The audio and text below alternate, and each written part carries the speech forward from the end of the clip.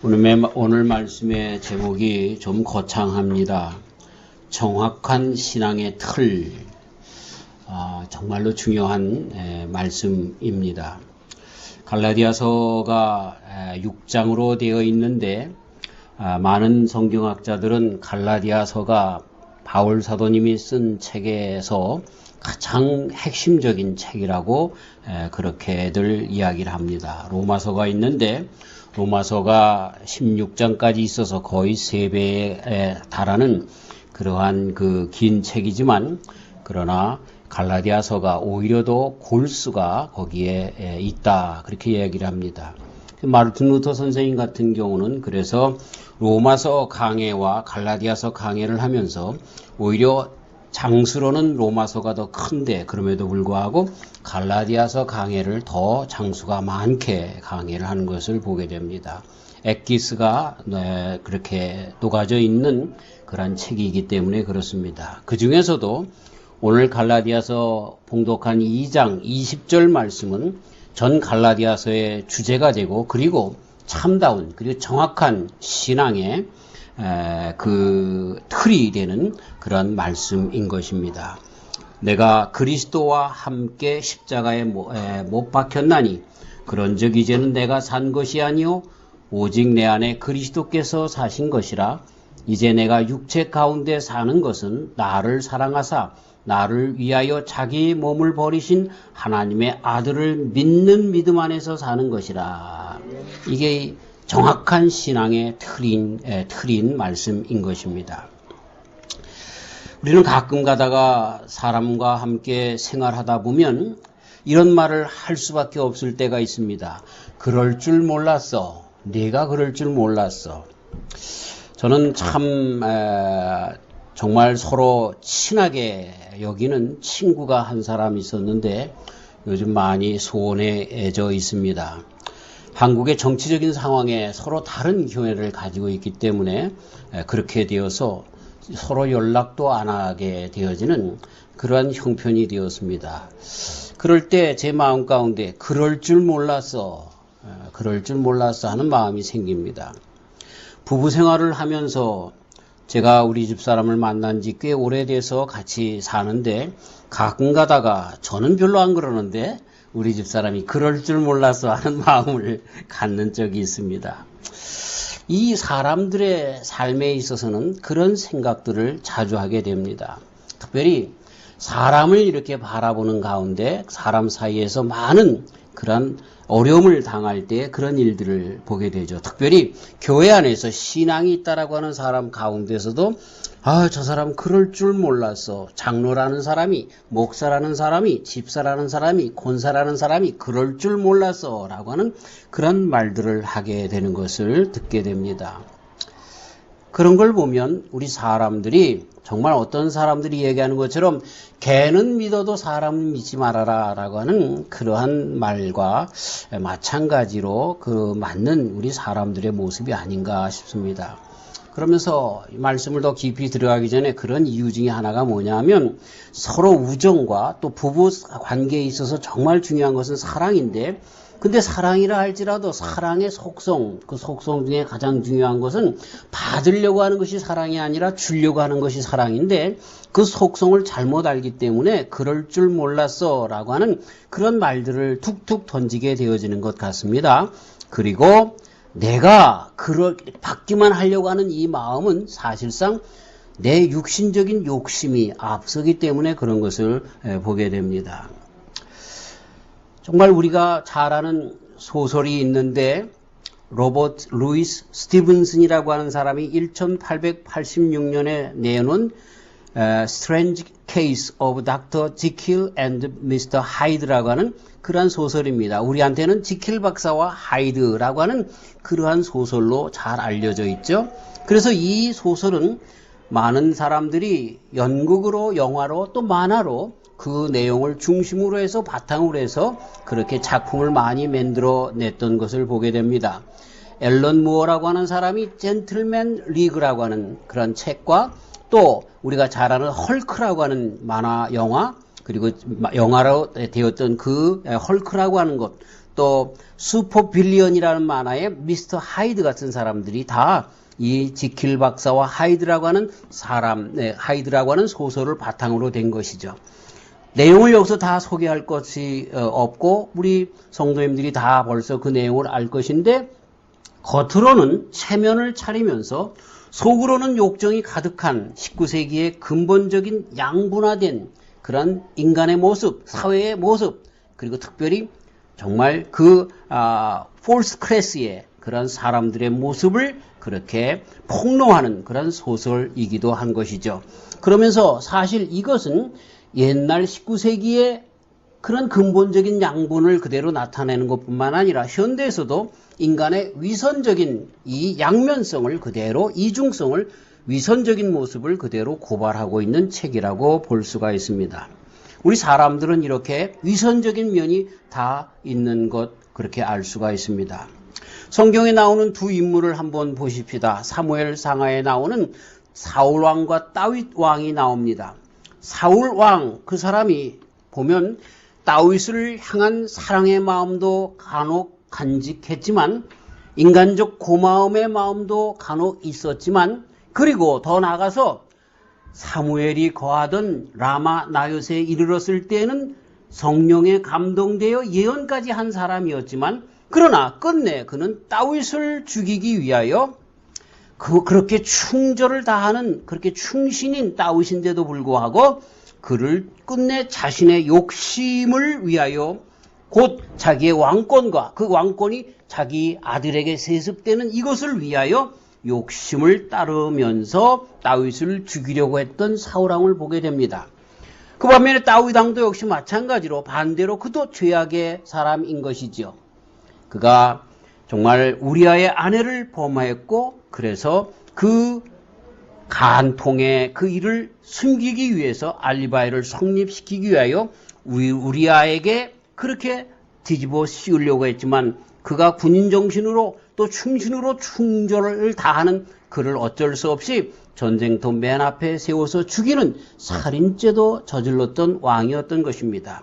또 백성들의 그 수를 점검하며 얼마나 자기의 나라의 부강을 그렇게 갖고 있는가, 하나님을 의지하지 않고 백성을 의지하려고 했던 그것이 죄가 되었던 것 보게 되죠. 그러나 다윗 왕은 끝내 선함을 택한 그런 사람인 것입니다. 사울 왕에게 있어서나 다윗 왕에게 있어서 그들에게도 다 양면성이 있습니다. 그러나 다른 점이 있다고 하면 이 두 양면성이 존재하는 가운데 끝내 사울은 자기의 욕심을 선택하였고, 끝내 다윗은 자기의 욕심보다 하나님의 편을 선택한 것, 이것이 차이다라고 하는 것입니다. 자, 사랑하는 성도 여러분, 오늘 이 말씀을 이해하기 위한 가장 큰 키가 여기 있습니다. 인생은 두 마음이 항상 존재합니다. 그럼에도 마지막 결정의 순간에서 어떤 순간순간에 결정한 그 시기에 과연 누가 내 마음의 진정 주인인가에 따라서 삶의 결정이 내려지는 것입니다. 이것에 따라서 진정한 신앙인인가 아닌가라고 하는 것도 판가름되는 것을 보게 됩니다.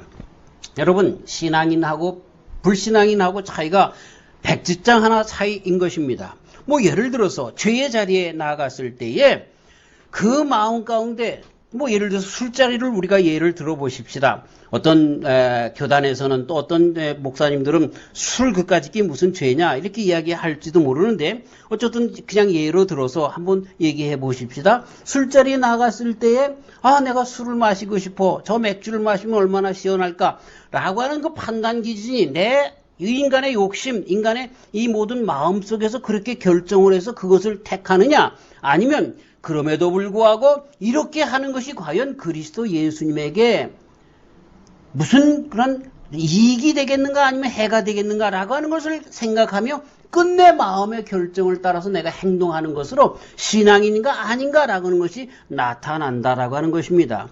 술의 비유로 말씀을 드렸지만 그것뿐만 아니라 많은 일들, 이것을 내가 해서는 안 될 그런 일들, 그것을 내 욕심 가운데 그냥 넘어가는, 그 손을 넘어가는 그것이 끝내 우리 인생을 망쳐놓고 신앙인 것 같지만 신앙인이 아닌 그런 모습으로 나타나게 되는 것을 보게 됩니다. 지난 6월 30일 날 김용길 한동대 총장님께서 돌아가셨습니다. 그분은 제가 독일에서 공부할 때 저희 교회에 오셔서 그래서 우리가 야외 예배, 비가 추적추적 내리는 그런 곳에, 독일은 항상 비가 오니까 야외 예배를 드릴 때 김용길 그 교수님이라고 하는 분이 오셨습니다. 어떤 다른 분하고 그렇게 오셨는데, 그때에 그분이 카이스트의 교수이셨는데, 알고 보니까 이분이 서울대를 나와서 미국에서 유학을 하고 나사에서 근무를 하다가 그때에 고 박정희 대통령께서 그 정부에서 그래서 불러서 카이스트의 교수가 되셨던 그런 분이십니다.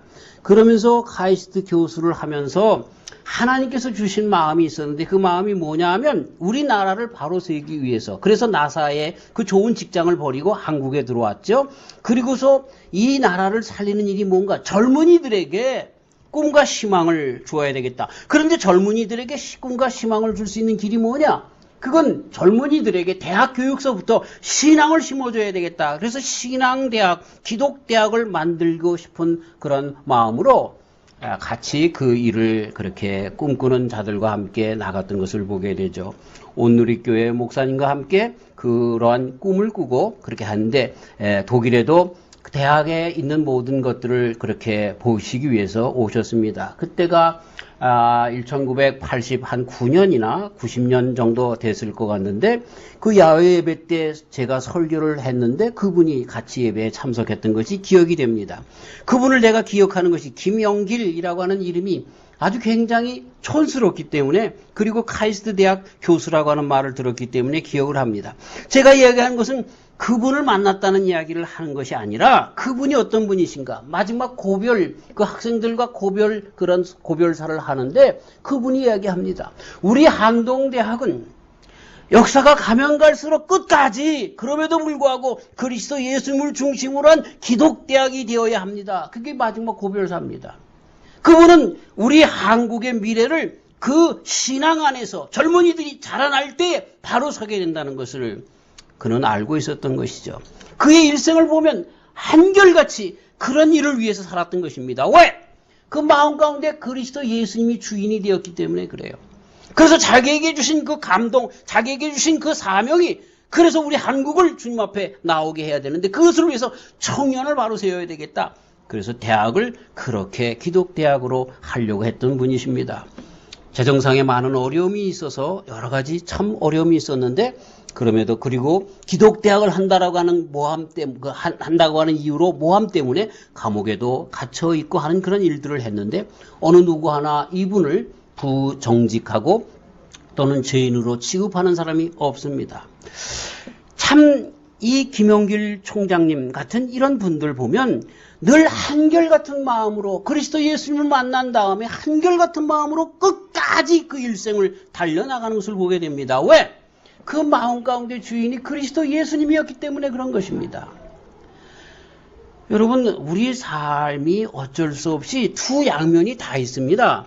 그런데 말씀드린 것처럼 이 사울왕도 정말 자기가 엔게디 광야의 굴 속에 쉬라 들어갈 때 그 굴 안에 이 다윗이 숨어 있었잖아요. 그래서 그가 자고 있을 때 그 옷을 잘라가지고 말이죠. 그가 떠나간 다음에, 사울왕이요, 내가 당신을 죽일 수도 있었지만 죽이지 않았습니다. 왜 내가 당신에게 무슨 해가 있다고 날 죽이려고 합니까? 그래서 아이고 다윗아, 너로구나, 내가 잘못했다, 그렇게 얘기를 했어요. 그리고 그것으로 끝나는 것이 아니라 그 사무엘상 24장에 나오고 26장에 또 10광야에서 이 군사들 사이에서 쌓여서 잠을 자고 있는데, 이 다윗이 들어가서 그 물병과 그 창을 들고 또 나왔죠. 그리고 저만큼 떠난 다음에 사울왕이요, 왜 당신이 나를 죽이려고 합니까? 그러고 하면서 물병과 창을 들면서 내가 당신을 죽일 수도 있었지만 하나님이 기름 부은 자를 내가 어떻게 죽일 수 있습니까? 그러면서 자기의 충정을 그렇게 거기에 나타낼 때마다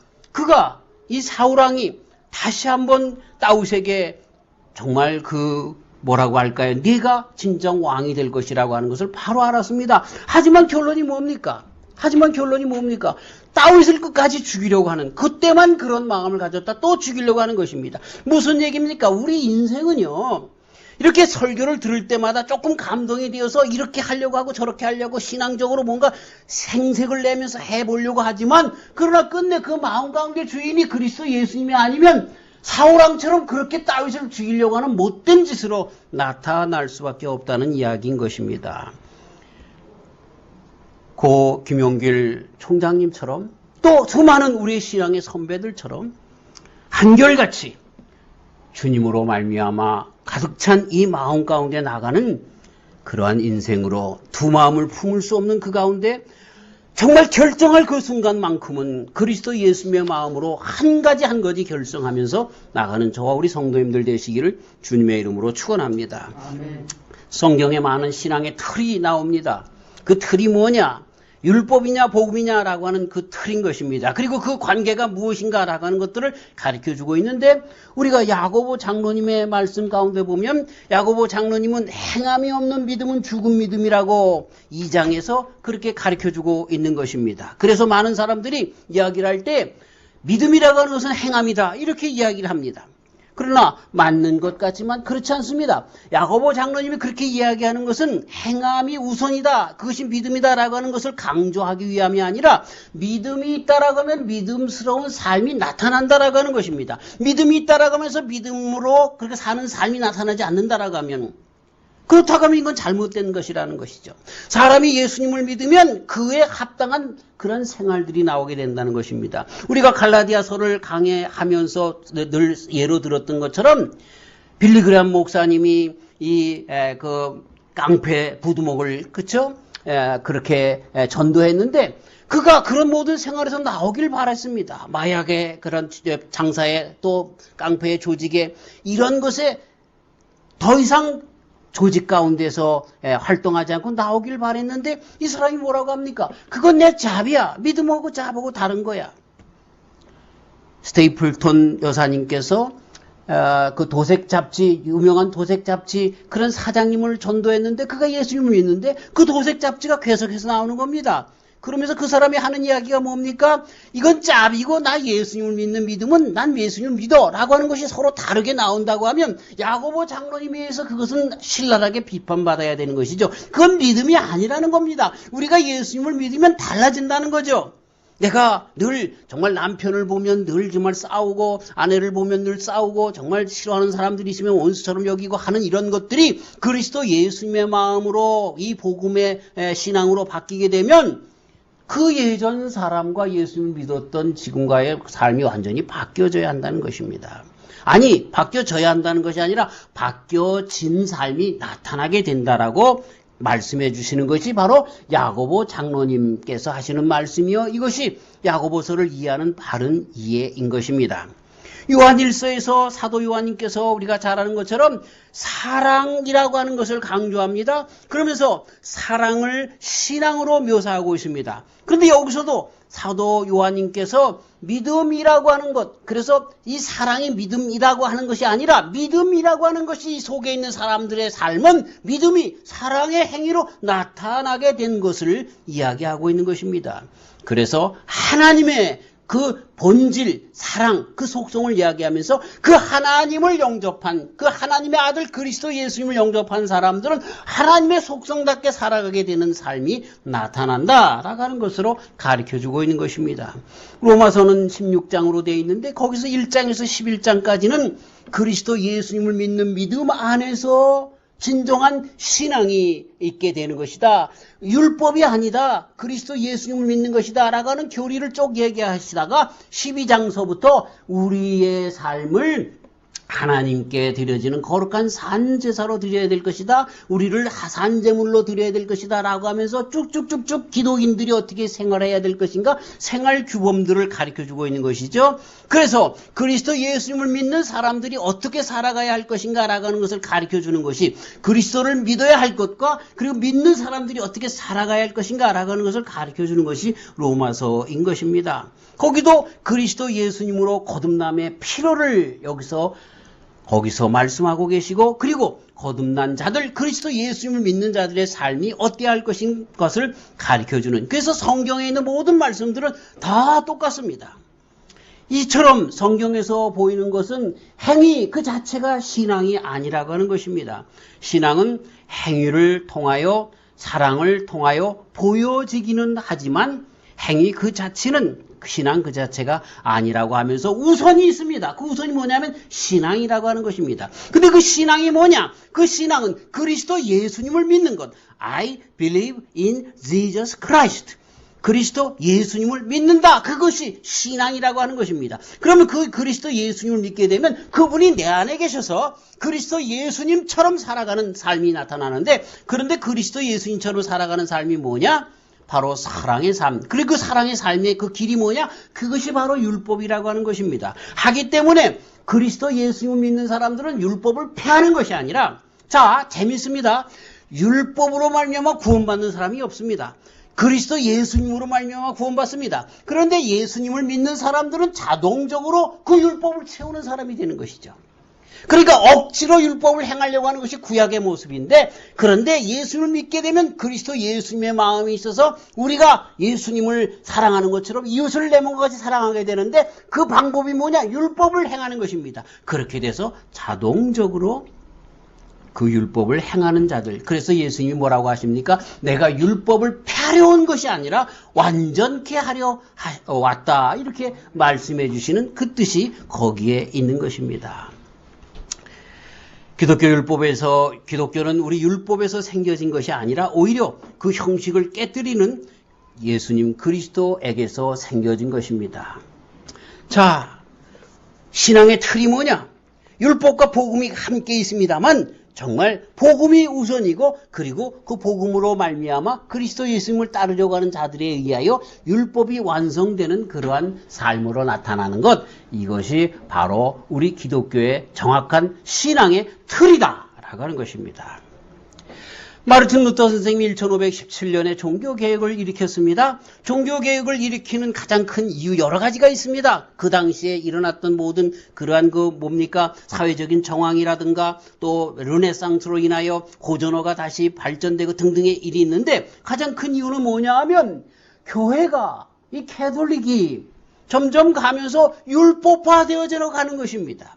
복음이 중심이 아니라 믿음으로, 의인은 오직 믿음으로 말미암아 살리라. 바울 사도님이 그렇게 로마서에서 가르쳐준 그것이 아니라 다시 한번 율법이 교회의 교황을 중심으로 한 그 율법, 어떤 법이 교황을 중심으로 해서 그리스도 예수님이 아니라 잘못된 나가는 이런 것들을 통해서 그렇게 하는 것을 보게 됩니다.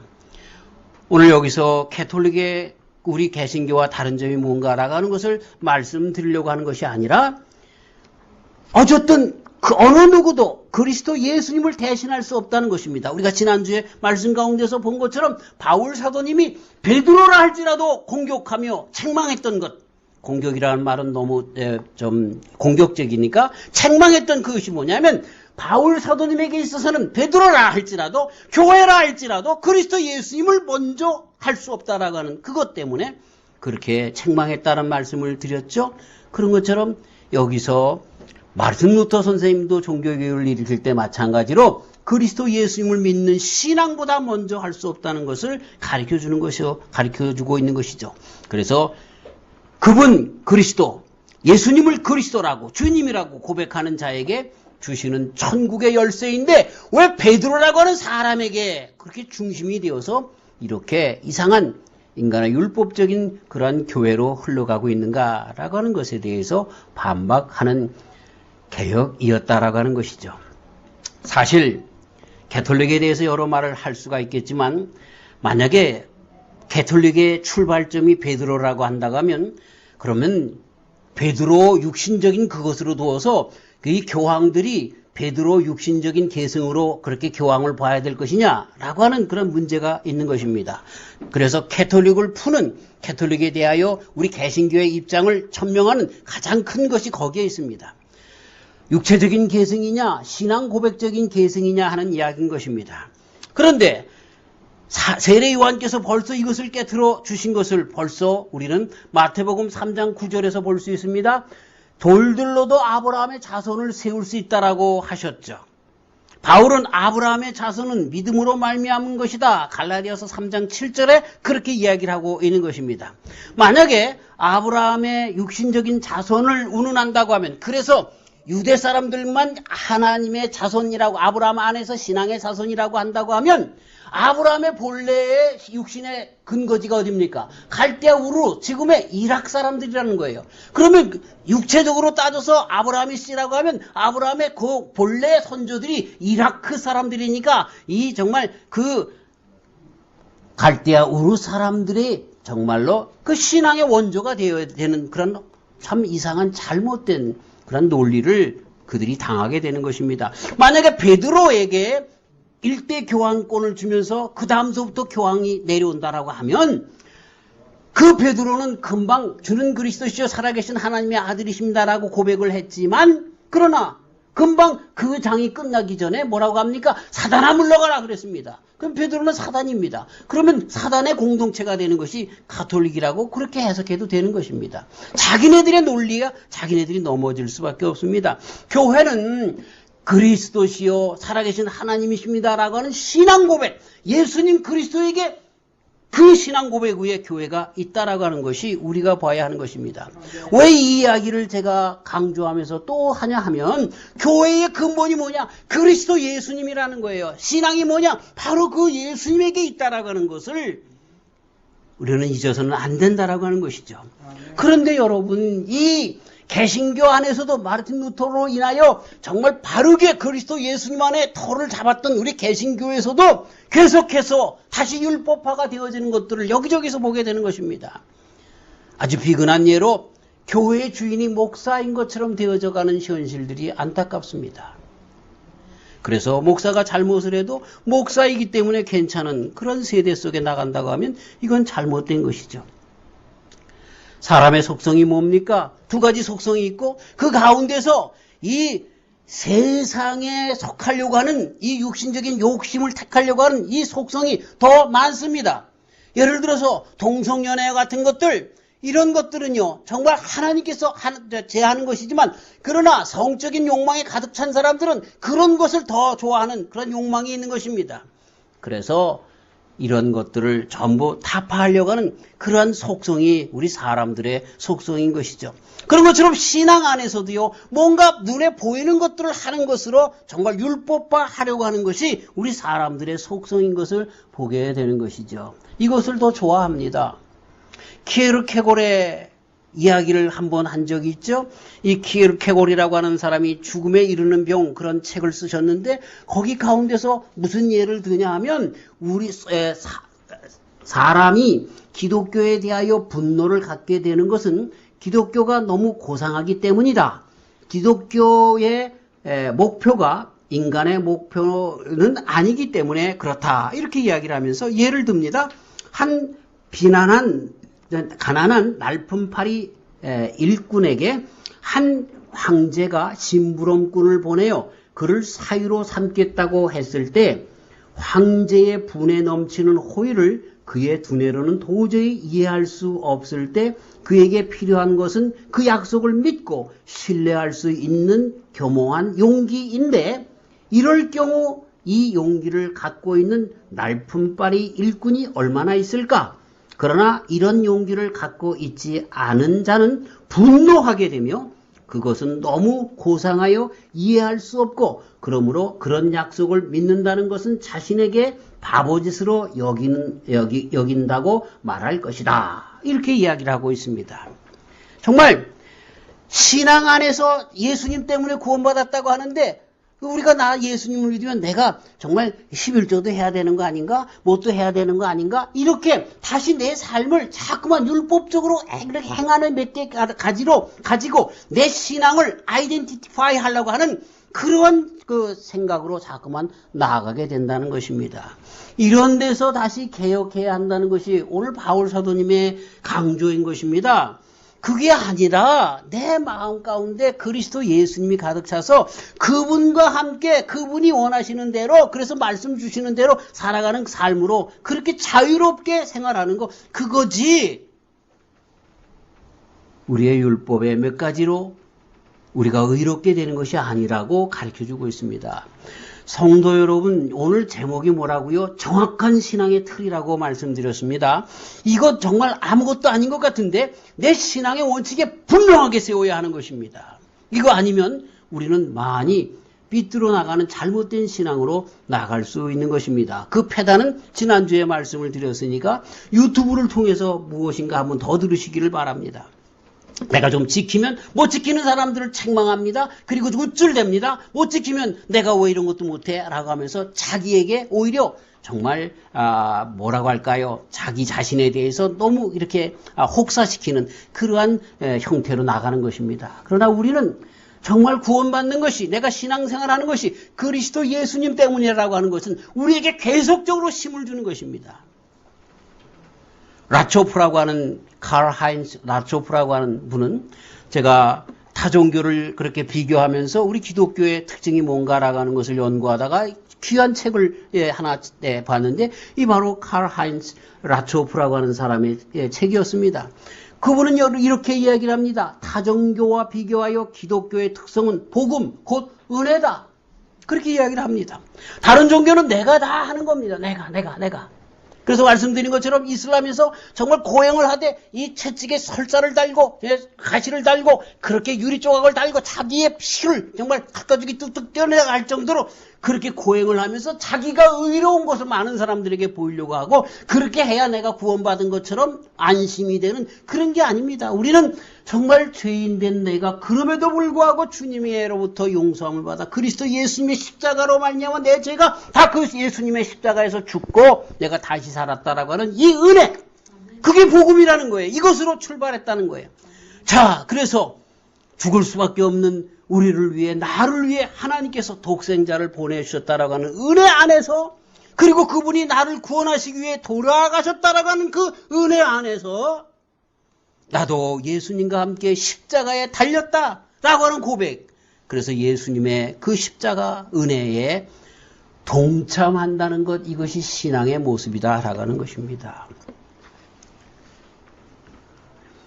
이것에서 진정한 신앙의 활력과 능력이 나오고 그래서 사랑과 행위가 넘쳐 흐르게 되어지는 것이죠.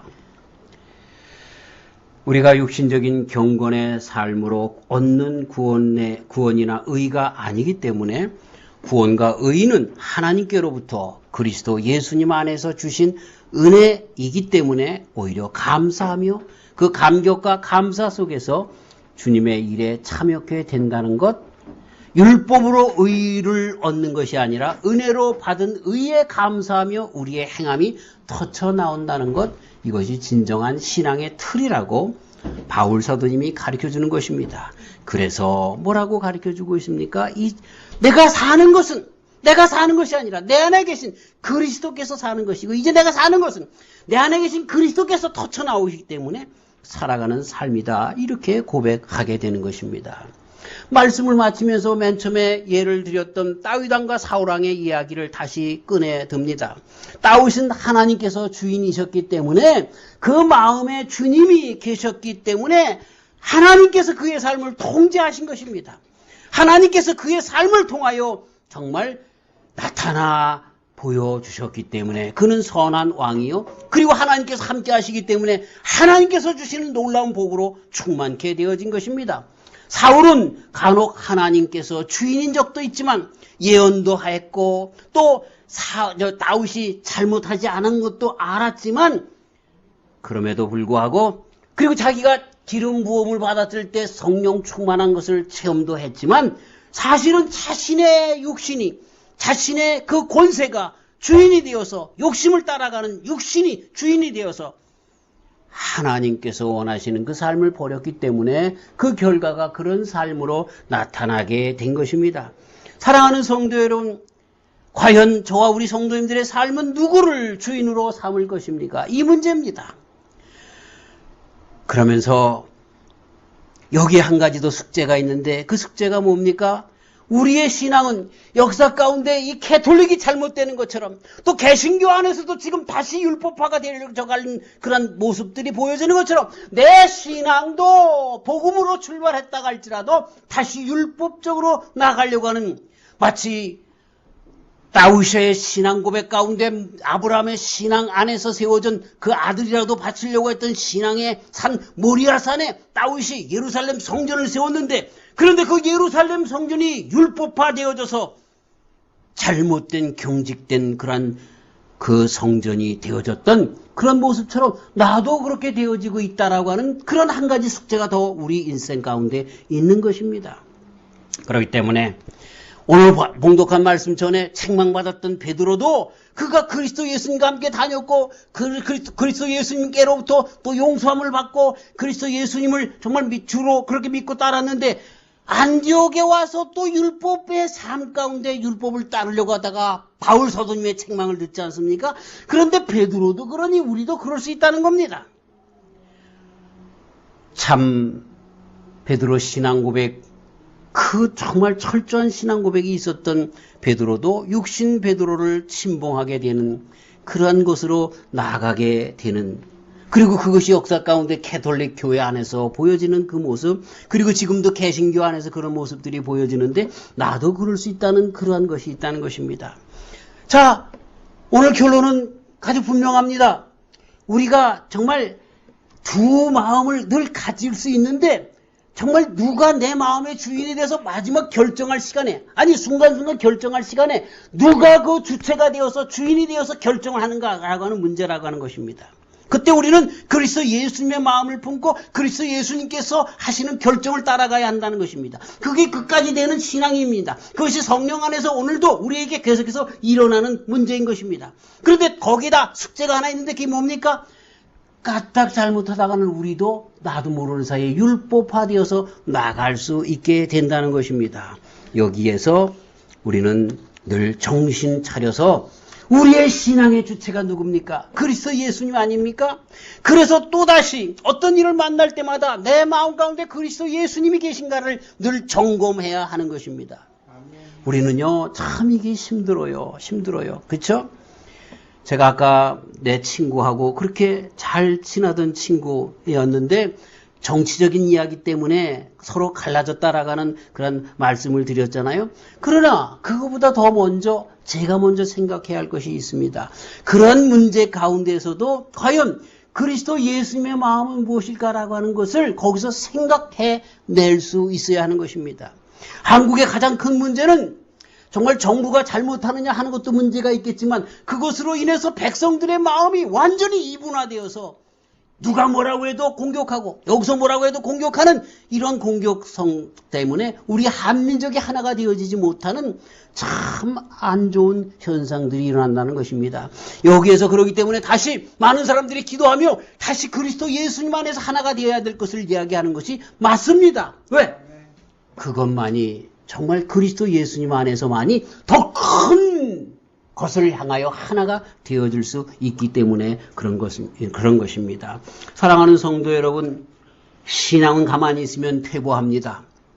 자신의 과거의 습성으로 자꾸만 돌아가려고 합니다. 그러나 진실한 신앙인들의 고백은 바울 사도님에게서와 같이 계속해서 달려가는 겁니다. 빌립보서 3장 12절에서 내가 이미 얻었다 함도 아니요 앞에 있는 표띠를 향하여 달려나가는가 하는 것처럼 우리들의 신앙도 이렇게 끝까지 달려나가야 하는 것입니다. 근데 그 달려나가는 신앙이 뭡니까? 에베소 교회에 책망하는 것처럼 너희 처음 사랑을 잊었느니라 라고 하는 것처럼 그리스도 예수님의 처음 믿었던 그 믿음, 그리스도 예수님의 말씀과 함께 살아가는 그 삶, 이것을 놓치지 말고 살아가는 이것으로 끝까지 서야 하는 것입니다. 사랑하는 성도 여러분, 경직되어져 갈 수밖에 없는 이 세상 가운데 신앙을 지키기 위해서는 내 안에 과연 그리스도가 있는가라고 하는 것을 점검해야 할 것입니다. 그리고 잘못 내 욕심이 앞장서서 그리스도 예수님이 주인이 되어야 할 그 입장에서 주님을 선택하지 않고 세상의 욕심을 선택하는 그 입장 속에서 끝까지 주님을 선택하는 그런 저와 우리 성도님들이 되시기를 주의 이름으로 축원합니다. 현대 신학에 문제가 있습니다. 현대 신학의 문제는 뭐냐면 인본주의 신학인 것입니다. 사람이 먼저 날아가는 것입니다. 사람이 먼저가 아니라 하나님이 먼저가 되어야 하는 것입니다. 그리스도 예수님이 먼저가 되어야 하는 것입니다. 그래서 이상한 그리스도 예수님이 십자가에 달려 돌아가신 것은 우리를 위한 것이다. 그렇기 때문에 예수님께서 십자가에 달려 우리의 모든 죄를 다 지고 돌아가셨기 때문에 우리는 마음대로 죄를 져도 된다. 이런 엉터당토하는 인본주의 신학이 많이 나타나고 있는 것을 보게 되는 것입니다. 그게 아닙니다. 그리스도 예수님에게 다시 돌아가야 합니다. 그리고 그리스도 예수님이라면 이때 어떻게 하는가? 그것을 따라서 나가야 하는 것입니다. 정확한 신앙의 틀을 가지고 그리스도 예수님을 모시고 그분과 함께 끝까지 충성하며 끝까지 그 십자가 안에 거하며 살아나가는 저와 우리 성도님들 되시기를 주님의 이름으로 축원합니다. 하나님 아버지 감사합니다. 오늘 정말로 중요한 말씀을 주셨습니다. 하나님께서 사랑하는 종과 우리 성도님들에게 함께하여 주심으로 일평생 가도록 두 마음을 품을 수밖에 없는 저희들이지만 그리스도 예수님을 순간순간 선택하고 그리스도 예수님 안에서 구원받음을 자랑하며 확증하며 살게 하여 주시고 또 간혹 퇴보할 수 있고 또 율법적으로 살아갈 수밖에 없는 우리들인데 그 안에서도 그리스도 예수님의 마음을 품고 끝까지 승리하는 우리 모두가 되게 하여 주시옵소서. 사랑하는 우리 대한민국을 주님 축복해 주시기를 원합니다. 너무나 어렵습니다. 정치적으로도 사회적으로도 어려우며 무엇보다도 한민족인 우리 대한민족, 우리 한민족이 마음이 갈린다라고 하는 어려움이 있습니다. 주님 다시 그리스도 예수님 안에서 하나가 되게 하여 주시고 정말 동방의 예루살렘의 귀한 나라가 되도록 축복하여 주시옵소서. 예수님의 이름으로 기도하옵나이다. 아멘.